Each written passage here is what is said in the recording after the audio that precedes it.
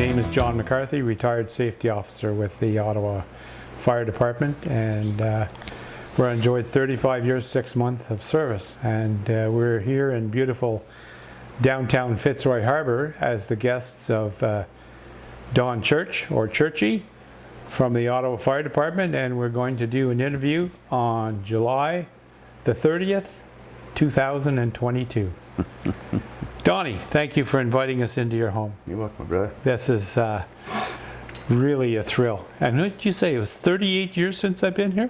I think so, since the last flotilla we did. The last flotilla. Yeah. Oh my God, they were fun. They were fun, bud. There was no liquor involved in that. There was the odd pint, maybe. Yeah, punch. Okay. Yeah, spilt over somebody's beans or something like that, you know? Yeah, so And steaks. the purpose of this interview is to talk about your service on the Ottawa Fire Department and some of the things that you experienced and we experienced together, because we were stationed together quite a few times. And I had the very great honor of actually serving with your father on the fire department also, Orville. And we'll touch on Orville's career too, just to bring him back into the fore. So Donnie, when did you start on the fire department? I started on the fire department August 15th, 1977. Beauty day. 1977. I started 77, 3 years before you. Really, eh? August the 15th, 1974. Yeah. Anyway, Donnie, who was in your recruit class? Well, I've got a picture of all 6 of us. So there was no taking a break when we were doing Bangor drill.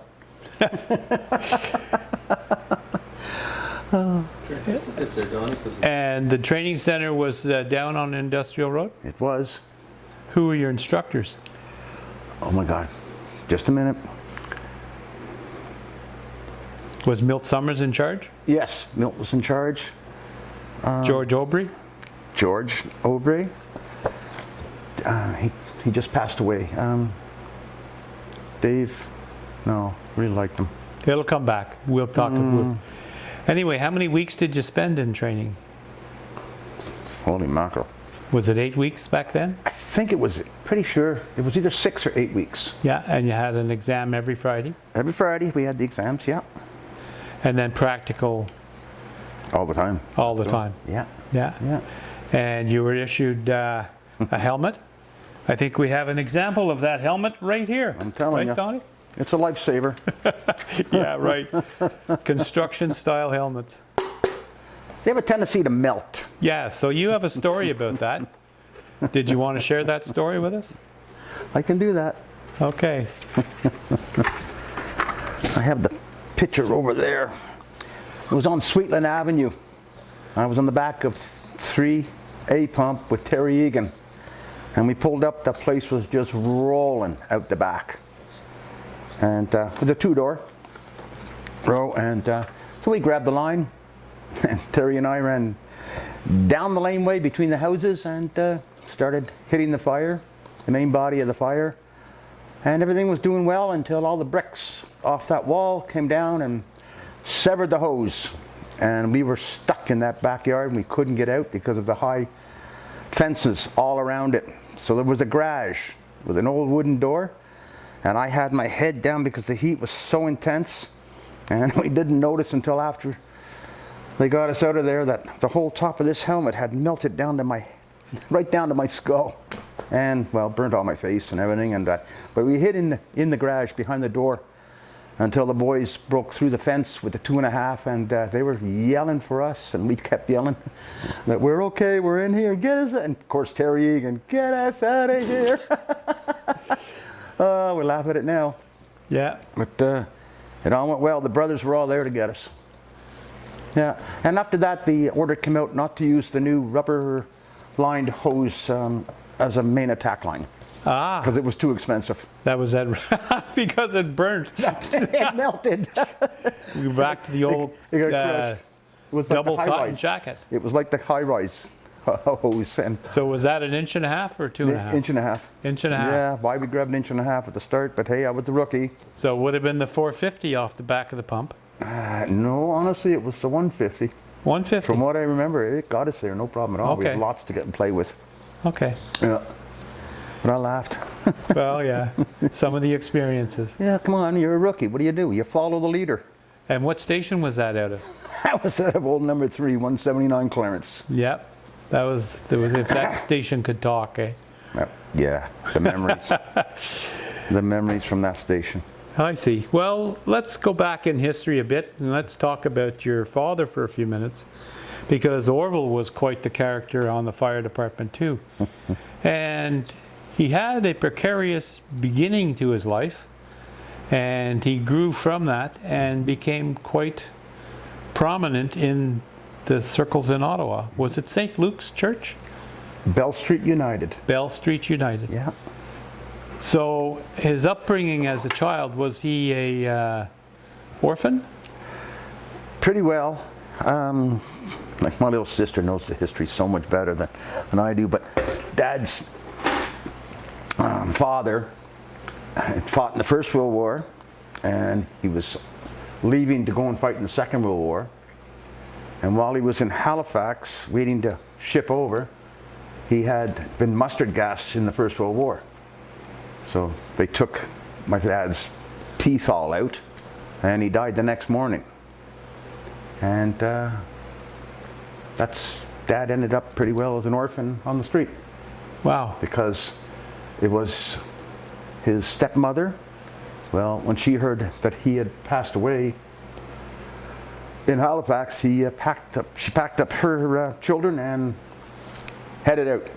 So my mom, my aunts and everything were all left alone, but they went to live with different aunts and uncles and friends, except for Dad, because he was And then when he the oldest.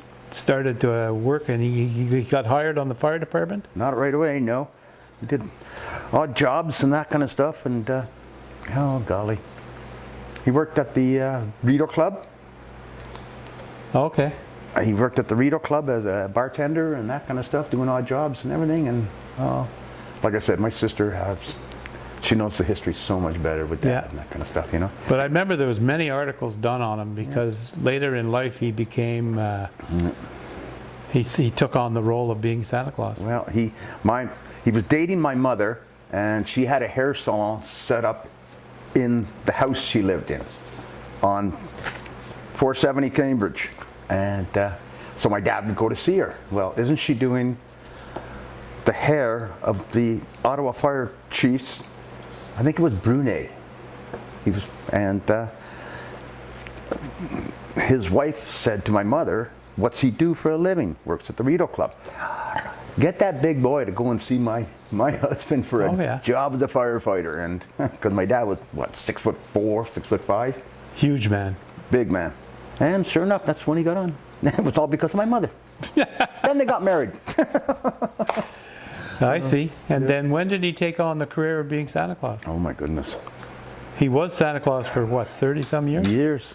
Oh, he was Santa Claus for the church, but he was Santa Claus for the Ottawa Fire Department for many years. And us Churches and Foleys, the family that sticks together, we'd go to the Santa Claus Christmas parties they had every year for all us kids, firefighters' kids. And my dad was never there. Never there. And Mom would always say, "He's working, son. He can't be here, but he's going to try and show up later."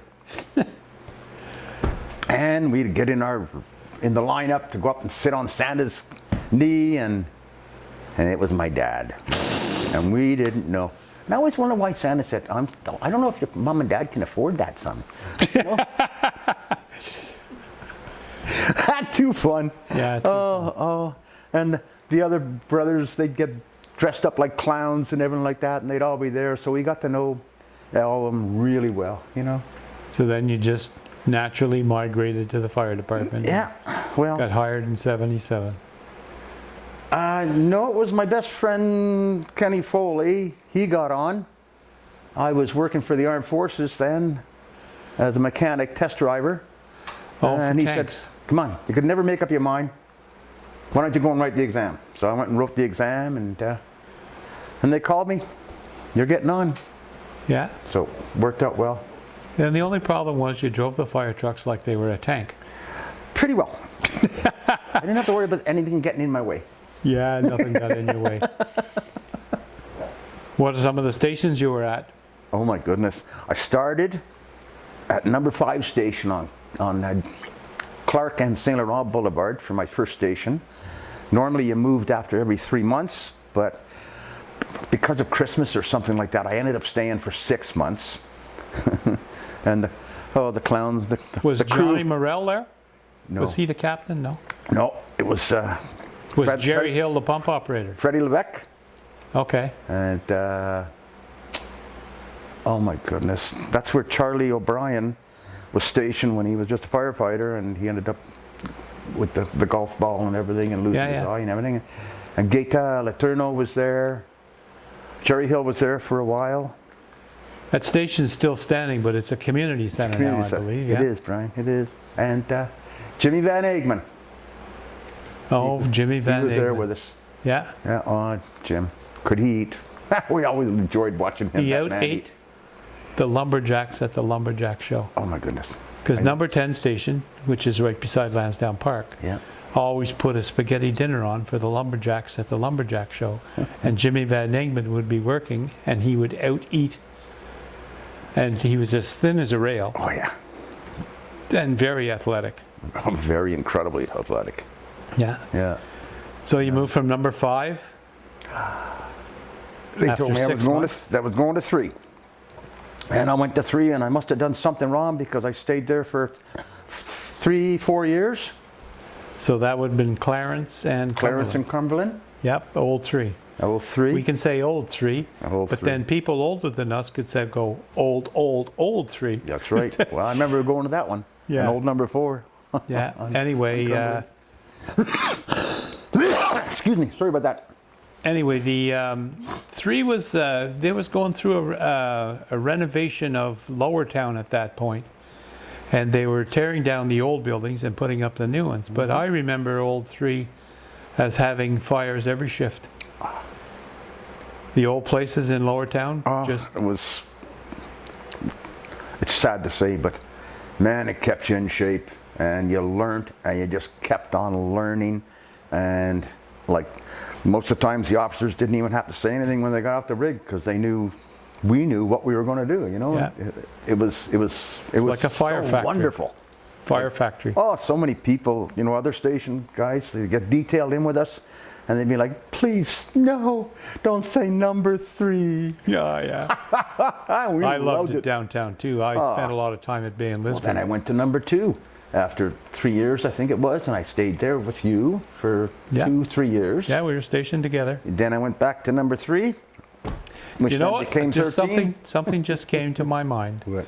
And I remember, it's very ironic that I would be in safety at the end of my career, because when you were at 3 as a rookie, I was on the emergency car at number 2, and I would go and fill the cylinders in the basement of 3.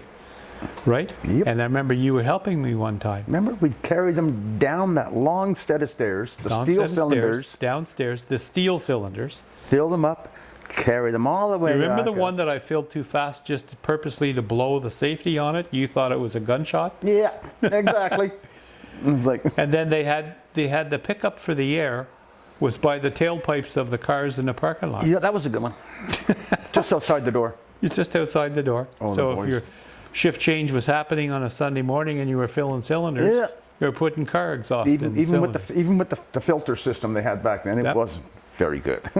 Yeah. So anyway, going back to Bay and Lisgar, that was another good place to be. So there would have been Richard Reno, Peter Port. Peter, Gumdrop Man. Yeah, Gary Brennan. I'm trying to remember. No, Gary was at number 3 with me. It'd be Larry LaRocque, and the district was a tall, skinny, really nice Lloyd Jenkins. Lloyd Jenkins. You know it, bud. Yep. Wonderful guy.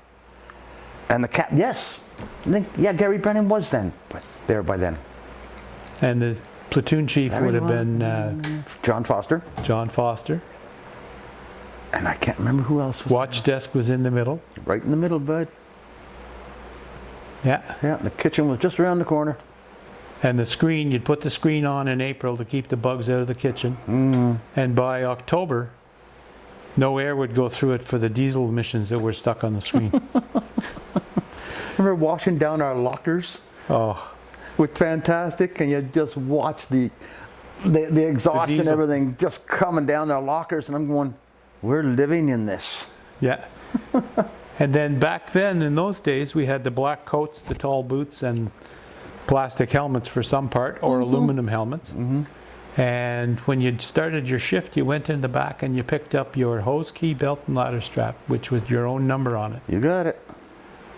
and go to your assigned position on the rig. Yeah. And the Put your wall stuff phone was right on the apparatus floor. on the apparatus floor. Yeah. No privacy. No, there was the emergency car was there, Yeah. 2 pumps, the aerial, platoon chief's car, and the district chief's District car, cars.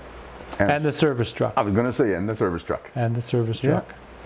Yeah, I'll never forget the time with the service truck. I'm walking by it and I look on the floor and there's all these maggots. And it's like, what? I get in between the cab and the dump box and I look and there's a dead bird. I guess he got whacked on the Queensway or something. Yeah, yeah, and stayed there, and then Yeah, the flies let's found get it. this up and get that out. Yeah, Oh, God, that was funny. Where are the maggots coming from? yeah. Yeah. Oh, God, that place was fun. So then after number 2, where did you go? Went back to number 3 for 20-some years. Holy jumpins. So I must have done something wrong. Or they just didn't know where else to send me. You were that type of guy. I guess I was. Yeah. I loved it with a passion. Any notable fires that jump to mind? You had the one where the hose burst. Well, so many. I mean, holy mackerel. They were all like Clarence Street. I think it was one of Dave Dickey's first fires. He was with us. And they got to the basement stairs and all of a sudden they come bailing out and they took me out standing at the door. It's like, there's that one, and then there's me and Brian Simmons and Ian Sprott getting blown out the front door of another one on Clarence Street. And, well, that was With a backdraft. it. Yeah, as soon as we opened up the basement door, it just, wow. Whoosh. Yeah, it got All us it good. needed was oxygen. And then, oh my goodness. I can't remember where it was, but I remember the fire that you were at. And it was in a confectionery store.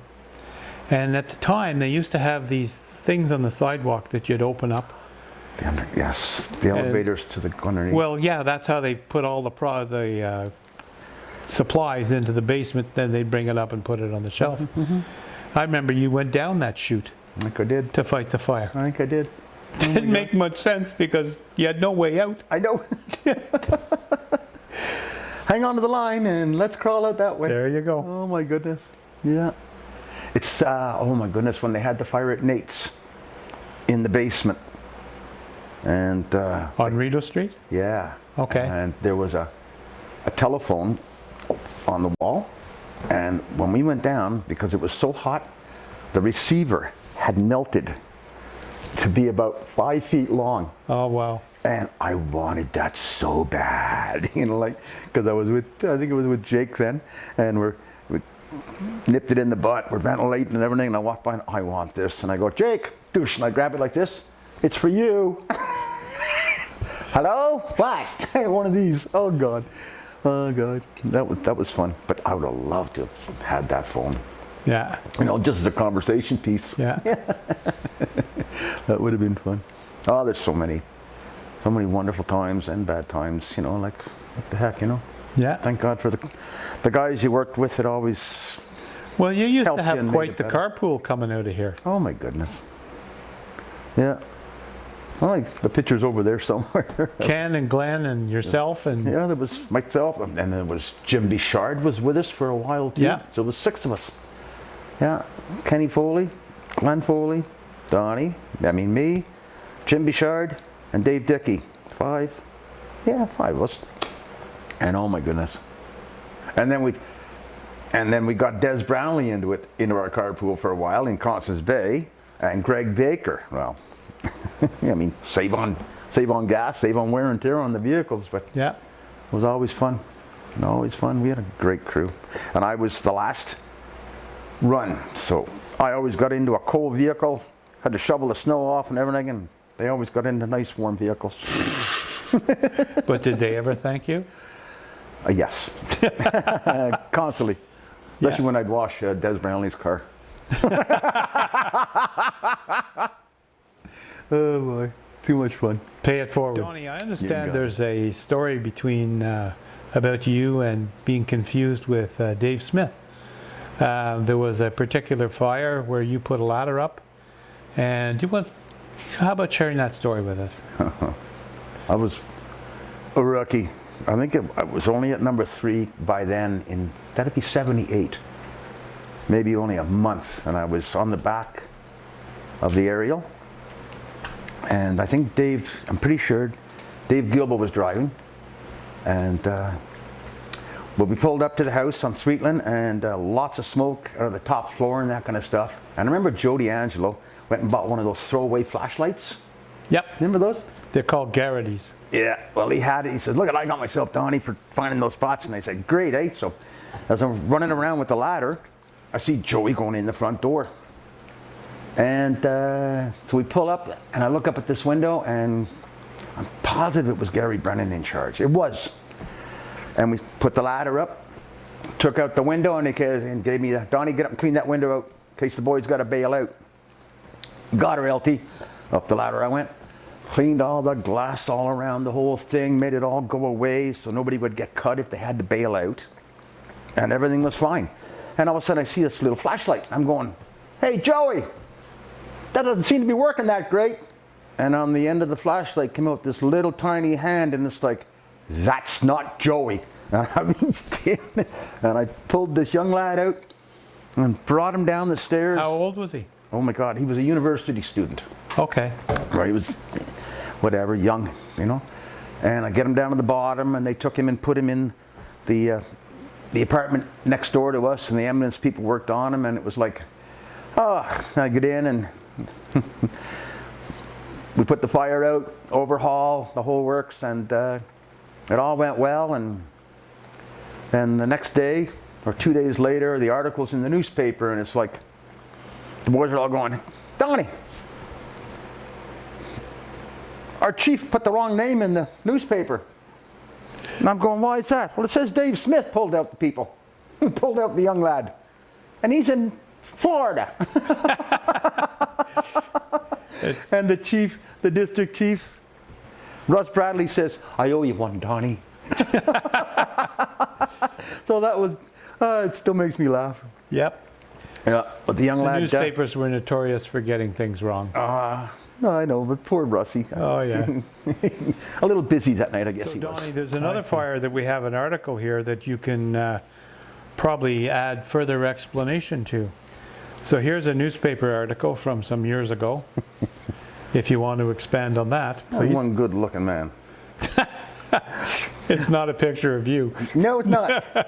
This is December the 25th, Christmas Day. Kenny Foley's the captain at number 22. Year. Pardon? What year? Of 05. And we get the call. I can't remember the address and everything like that. And we pull up, and there's lots of smoke coming out of the upstairs of the building. And let's go. I'm on the back of the pump. We're going to look for people. So we did a complete search above, first floor, second floor, come back down. I go to the basement. There's this big, huge German Shepherd. And he's unconscious and chained to the post. So undo him. And you ever picked up a German Shepherd when it's unconscious, when it's that heavy? It is like 300 pounds. It's like, oh my God, so awkward. Pick the dog up. Take the dog up the stairs. Out the front door. Who's standing there? John McGovern. I give him the dog. Johnny.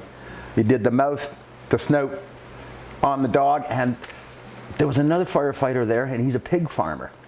And I forget Bruce Hall? who he is. Yeah. And he worked on him too, and they got the dog, they brought it back to life. To revive the dog. Yeah, and the article was all in that kind of stuff. And oh my goodness, it was just yeah. Show Right, the John, article to the camera. Yeah. Ian McKinnon. Ah, Yeah. And John McGovern. There he is. My pal.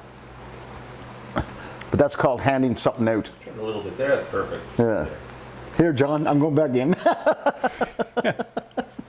So I don't know, about 2 months later there, it comes to my station from the Humane Society. I get recognition. An award, I get a recognition from the Ottawa Humane Society. I bet you somebody set you up for that. I don't know, I got it anyways. Too cool. That was, there, I got it on June 13th of 06. So, but that was another fun time.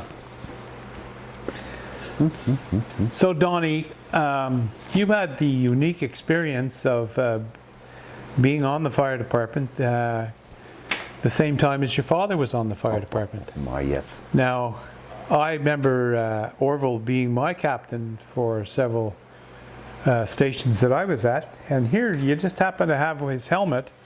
So this is the significant Of a captain. or signifying that this was a captain's helmet. So perhaps you'd like to expand on that a little bit. Oh my goodness.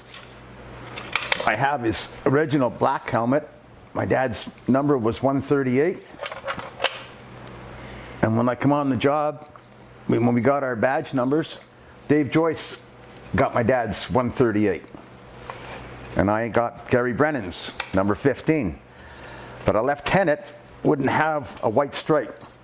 A captain would have a white stripe and 2 bugles, and the lieutenant would only have 1 bugle on it, from what I remember.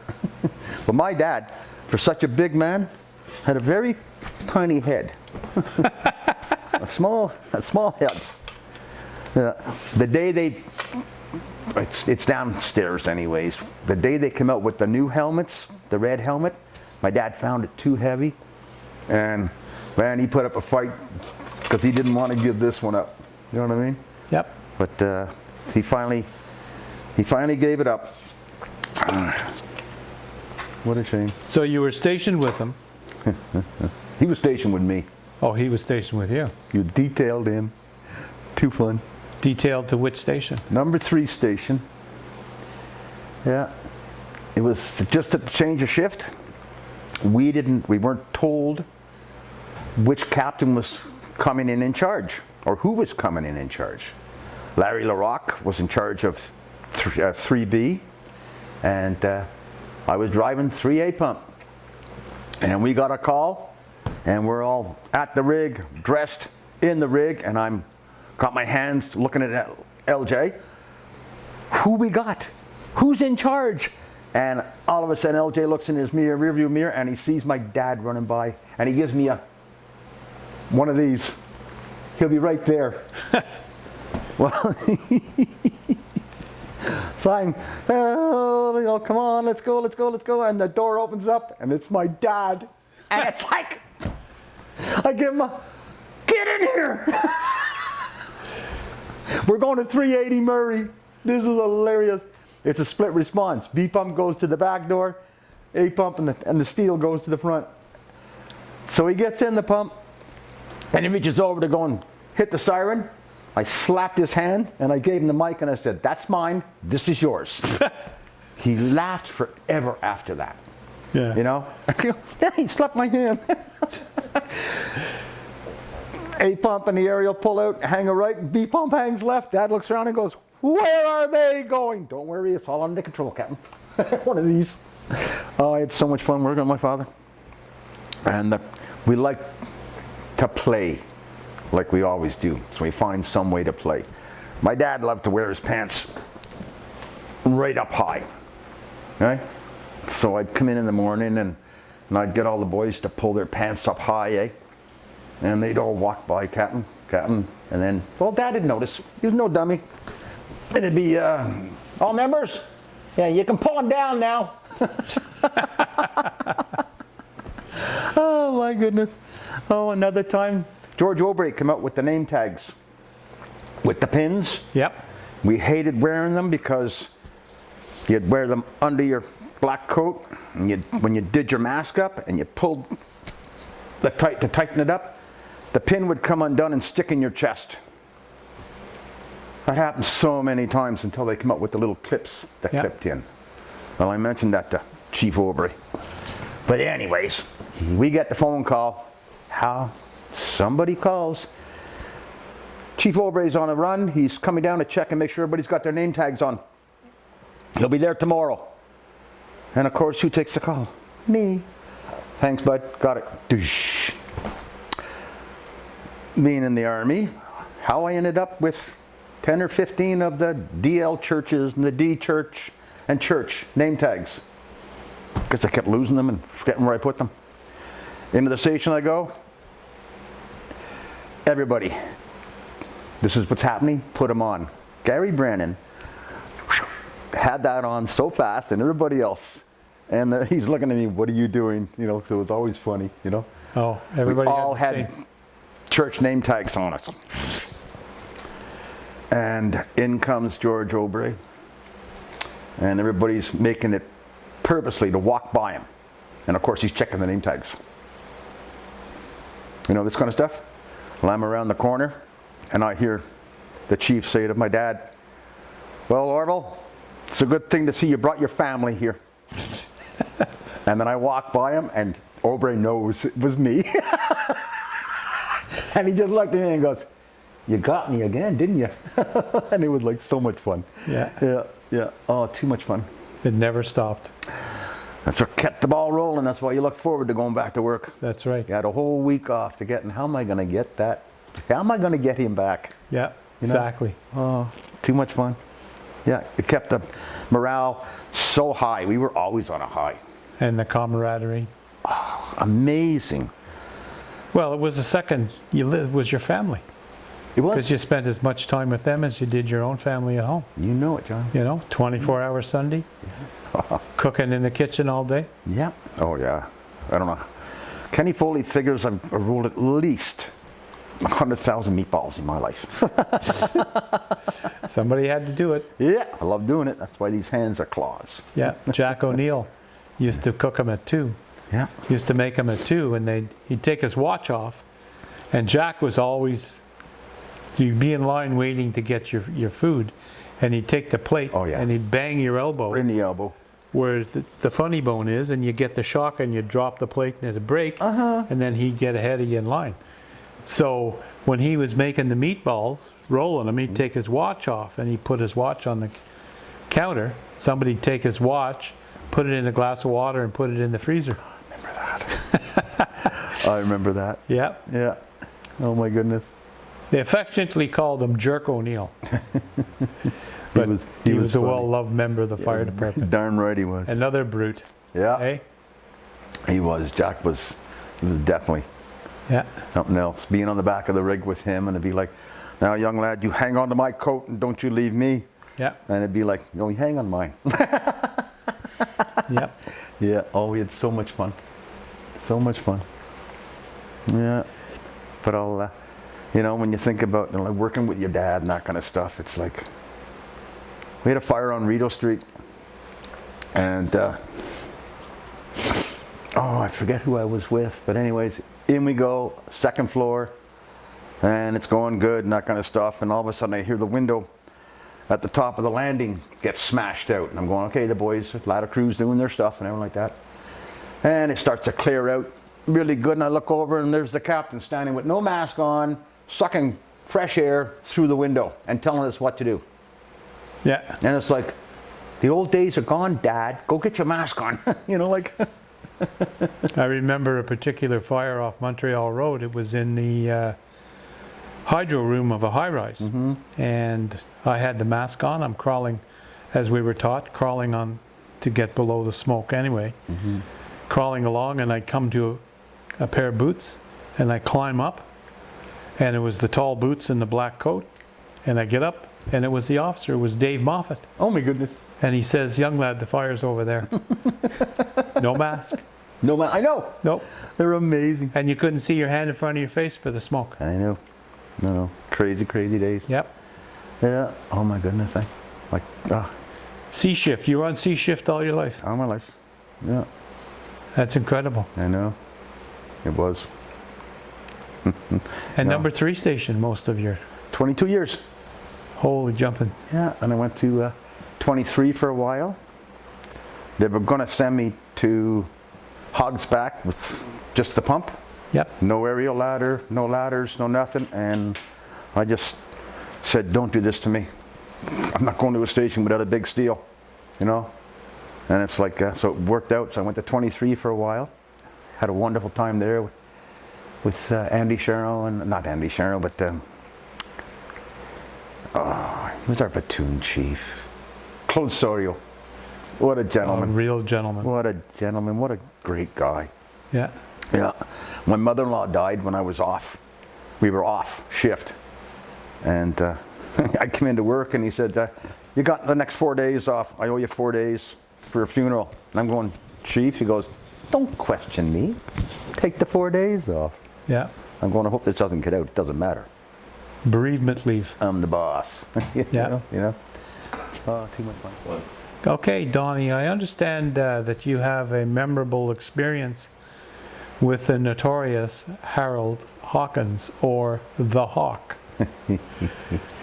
My pal. Stories, man, I'm telling you.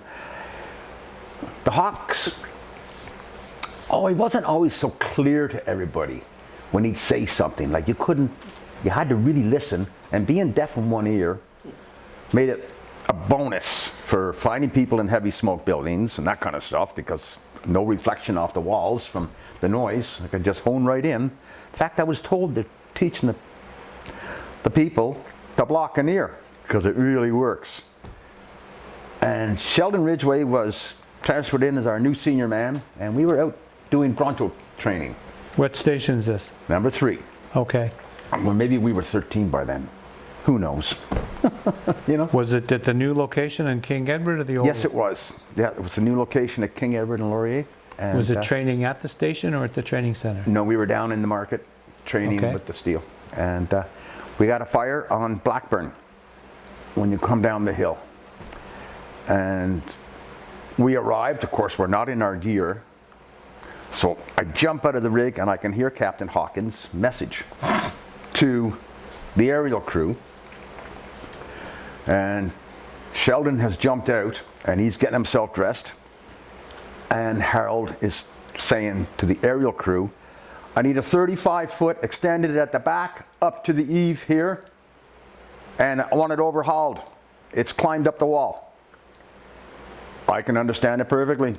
But Sheldon comes around the corner and gives me with his portable, what did he say? And I go, he wants a 35 around the back of the building, up to the second, up to the eave, to get and overhaul it, so that we didn't get any fire going up into the roof. And he looks at me and goes, how did you do that? And I said, I worked with Brian Simmons for a long time. Peas in a pod. Oh, golly. Oh, too much fun. Yeah. Yeah, too much fun, but that was fun. Yeah. 35 was a ground ladder, 35. and it took 3 good men to raise it. Hey, guys. It didn't have tormentors. Nope. It just straight But it was the bulwark. single fly 35s. I wish I'd had one. The ones like we had on the ladder trucks and everything. They were the best. One guy could put it up if he was really in shape, and you could throw that up like no problem at all. But that was a heavy ladder, but it was the best ladder. Gary Brennan used to display that all the time at number 2. I know. Skid it into the building, put it up. Stand it up. That's Yeah. who taught me. Yeah, You know, I didn't only get his number. I got him teaching me. yeah, I lucked in. That and pumps. yeah. Yeah. Old 40 pump. And 39. The last standard diesel on the job. Kenworth? No. No, it was The Mac. No, it wasn't a Mac. It was just a T-bow, Okay. but it had the Cummins diesel engine Yeah, in it. that's right. That's right. Yeah. It was old 10s aerial ladder with no jump seat. Yep, Do you remember driving that? yep, You had to stand up to push the clutch in, yep. and the shifter came right beside it, and all it was a flick of the wrist. Click. And then you were good. And to get Yep. it up into fourth gear, you almost had to stand up to get it to go in. Oh, the rigs back then, they were Oh, I was moving the rig around the old King Seagrave ladder that had the screw jacks, remember? Yo, yeah, when and you you're got- on the hill and all of a sudden it came off and you're going, uh-oh. Well, you'd get to the, you'd get to a red light when you were just transferring it from one station to the other. You get to a red light, and if the red light was more than a minute, your leg would start to tremble from holding the clutch in. Oh, I know. So heavy. Yeah. You're right. Oh, I remember that, boy. A lot of guys. And you always smashed your hand on the dash going into what gear was it? No, Third? it was the Seagraves that had the fuel pump switch right there. And when you put it into third gear, if you didn't watch yourself, you turn off the fuel pump. And you'd be climbing King Edward and you'd be going, and Eddie Bacano looks over and, what are you doing? Nothing. And I look down and throw the switch back on. A memory that just jumped into my mind as a fresh, brand new safety officer at Station 23, and you came in with a ladder of some sort. Oh, okay. You had to bring that up, eh? I had to bring it up. Okay. Well, you used to drive Army Yeah, I know. vehicles, Yeah, and I I know. guess you thought it was an Army vehicle. Yeah, we pulled in with the new Bronto there, and Yeah, and it's I made a just- tight turn. I know when it was. It was Yeah. about 2008. Okay, there. I saw a truck move, and it's like, no, please tell me that didn't happen. My first accident on the job, and I walk back and I go, oh my God, I gotta get safety officer. And I go, John, I hit a truck at the back with my rear swing, and he goes, oh, just a minute, Don, I'll get the camera and my paperwork and everything, and you know, being the brother like he is, I walk out, and he goes, which one? And I go, oh God, I hope it's somebody that I know, this one here. And this one here goes, you do know him. And I go, oh, thank God, it's me. I just got it fixed. I tore the whole front off the off my brand new pickup truck. Yeah. That's okay. It got fixed up like new. No, I didn't get my hand slapped. No, stuff happens, you know. Yeah. It's the cost of doing business. They did have a real good rear swing though, if you forgot about them. Was an overhang. Yeah, the rear overhang is right. One of my few times acting as a lieutenant, I would go to number 3 in King Edward and be in charge of one of those. Mm-hmm. And I remember the training, Donnie, and you'll remember this too, going down to the training center. Oh yeah. And we had the Bronto fully extended. And what was hanging from the Bronto? From the basket that you had to put through the course. Oh, the rope and what was it? Sandbag, wasn't it? Tennis ball. Tennis ball, that's right. And they had the lines painted on the ground. And the right. course was designed to bring you to the limits. And when you overstepped a limit, you had to know how to get out of it. back out of that situation, so that you. And it was a unique piece because it could go right underneath itself. If you parked it on a bridge, it could go underneath the bridge. You got it, bud. I loved them. Yeah. I love them. Yeah. A little bit complicated because it was the Bronto is a Swedish piece of machinery, Yeah. and they put it on a chassis that came from Mexico, and it was a 24-volt system married to a 12-volt system, and never the two shall mix. There were challenges, and you got the salt from the roads in the wintertime in Ottawa, and it just played havoc on the electrics. It did.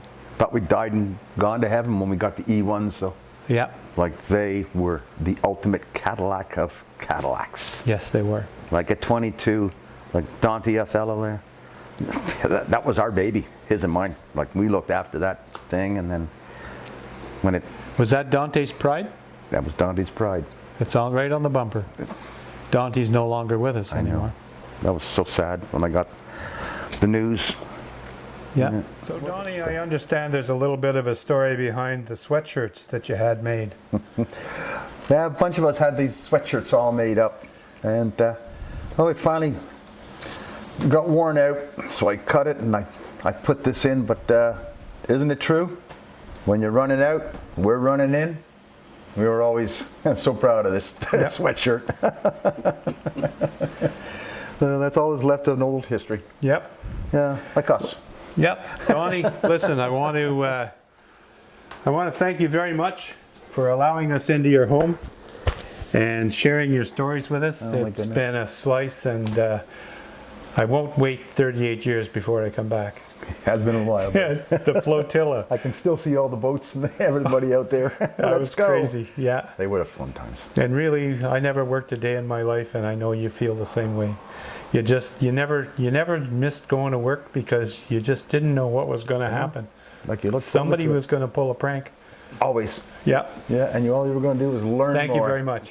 You're welcome, John. This picture here is back when we had our badge numbers, and I was number 15. And they put it on your shoulder, on your boots, and on the back of your helmet. And Alan Delaplante? Yeah. Delahunt? Went around and he took all these really, really nice pictures of us at all the stations. And my father always used to laugh and go, oh, that's not an action photo. I go, how can you tell, Dad? Because the gates aren't open. So he used to always get me with that one. Like I said, my bunker coat, someone had always gone and marked in the IE on the church. And we sent it in to get tested and washed and cleaned, and when it came back, the company had sewed the IE on it. It was like, wow. This one here, myself and Dave Woods, with using the E1 aerial basket, we went up to the 7th floor, took out the windows and pulled his mom and this little boy out. And it was Christmas Eve. And we pulled the little boy out and his mom and brought him down to ground level, and the boys down there just snapped them both right up and got them warm in that. And everything was burnt for Christmas for the young lad in that. I've got a picture somewhere, but we ended up going over to her sister's home in Gatineau with our pumps, our aerial, and the Eastern Chief, or the Western Chief, to bring bags full of children's toys for the young lad. Like, wow, that was Monty Malloy that came up with that one. Not Monty. Yeah, it was Monty that came up with that. Yeah. This is me and Ken Foley. We've been best pals since I was 5 years old. All the Foleys. Their dad, Uncle Frank Foley, another legend. A wonderful man. This one here, Green's Restaurant. That was New Year's. New Year's, because I remember going around wishing everybody Happy New Year. But that's Donnie Malloy, Mark Smith, Randy Trenton, and myself. And we saved them. We stopped the fire from getting into the kitchen and that, and all of the steaks were all laid out like a steak should be to get rid of room temperature, and we're all looking by them going, how many can you get in your boots? Because they're only going to throw them out. But we didn't. Yeah. This is the water rescue training team. Yeah. Gary Trombley, Donnie, me. Wait a minute. This is terrible. Come on, Donnie. One of our youths. He went to number 2 state. That is terrible. Corey Gladish and Dave Woods. Oh my, sorry Corey. how could I ever forget you? I won't say where that picture was taken, okay? Wait a minute, it was drilling. There was a time when our portable radios, we couldn't pick up anything in this area on our portables. So when the boys were training in this area, up in the Pontiac Bay over by the dam, they would come here and the garage door was always left unlocked so they could use the telephone in the garage to get and call whoever they had to call. Back then we didn't have cell phones, so it all worked out. But you get so many people in the summer parking up in Pontiac Bay on the far side, and I said, what if a boat ever catches fire and we get trouble over there? So the boys started coming up and and doing a lot of drilling up in here, and it was great because now that Fitzroy has their own water rescue team, they're nice and close. Yeah. But this one, I think, Johnny, you were at this one, weren't you? At Rito and Waller? Yeah. Ian Sprott. It was one of his first nights in charge of the aerial ladder.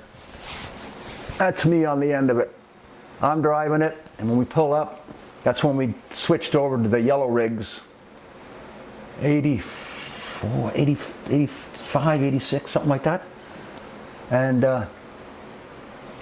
they told me the order was given, take out the windows in the dormers up top, and being good with a crane, I just used the end of the aerial and took all the windows out. And nothing was said.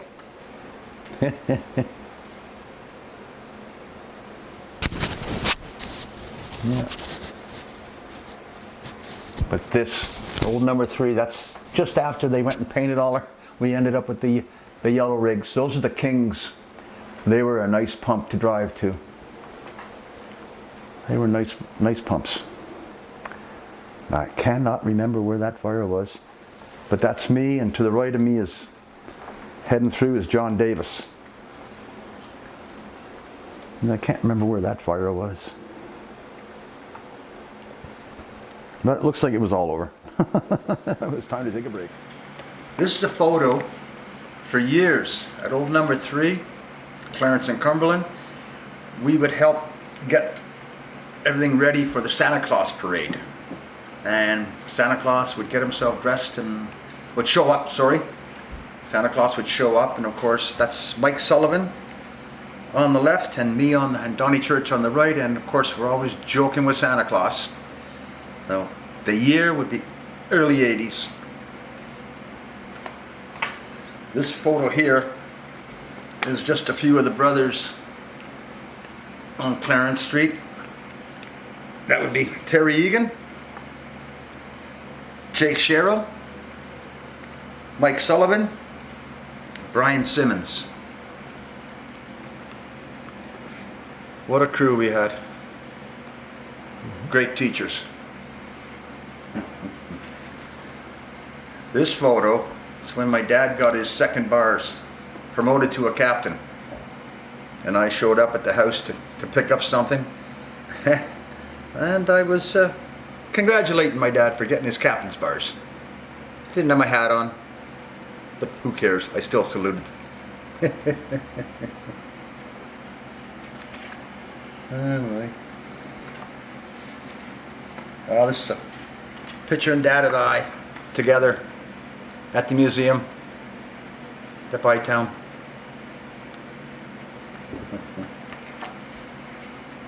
Now, our platoon chief at the start was John Foster, gentleman's gentleman. And that's the 4 Dukes of Fitzroy, as he called us. I'm gonna look. Dave Dickey, Glenn Foley, Donnie Church, and Ken Foley. How we got the nickname is I had a 340 Duster red, and I left number 3 to pick Glenn Foley up at Bay and Lisgar at old number 2. And they were all, the chiefs and everything were all standing out front, the apparatus doors, talking away, and I pulled up, and Glenny ran at the car and didn't open the door and jumped in the window. And Chief John Foster looked and said, "Dukes of Fitzroy." Yeah, and then it was lay rubber. Well, that's our 340 Duster, my baby. Yeah, so I laid a heck of a strip leaving the station. The Dukes of Fitzroy. Too much fun.